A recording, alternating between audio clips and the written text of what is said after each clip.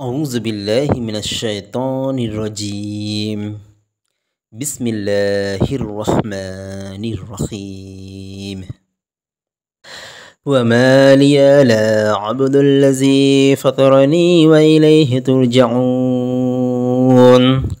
أتخذ من دونه آلهة أن يوردني الرحمن بضر لا تغني عني شفاعتهم شيئا ولا ينقذون.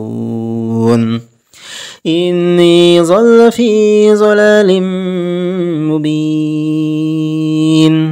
إني آمنت بربكم فاسمعون. قيل ادخل الجنة قال يا ليت قومي يعلمون بما غفر لي ربي وجعلني من المكرمين. وما أنزل على قومه من بعده من جند من السماء وما كنا منزلين. إن كانت إلا صيحة واحدة فإذا هم خامدون. يا حسرة على العباد ما يأتيهم من رسول إلا كانوا به يستهزئون. ألم يروا كم أخلقنا قبلهم من القرون أنهم إليهم لا يرجعون. وإن كل لما جميع لدينا مهزرون। আর আমার কি যুক্তি আছে যে যিনি আমাকে সৃষ্টি করেছেন এবং যার কাছে তোমাদেরকে ফিরিয়ে নেওয়া হবে আমি তার ইবাদত করব না? আমি কি তার পরিবর্তে অন্য ইলাহ গ্রহণ করব?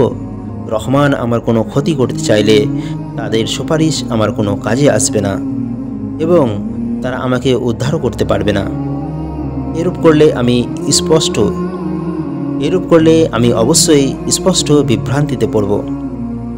নিশ্চয় আমি তোমাদের রবের ওপর ঈমান এনেছি, অতএব তোমরা আমার কথা শোনো। তাকে বলা হলো জান্নাতে প্রবেশ করো। সে বলে উঠল, হায় আমার সম্প্রদায় যদি জানতে পারত কিরূপে আমার রব আমাকে ক্ষমা করেছেন এবং আমাকে সম্মানিত করেছেন। আর আমি তারপরে তার সম্প্রদায়ের বিরুদ্ধে আসমান থেকে কোনো বাণী পাঠাইনি এবং পাঠাবারও ছিলাম না। সেটা ছিল শুধুমাত্র এক বিকট শব্দ, ফলে তারা নিথর নিস্তব্ধ হয়ে গেল।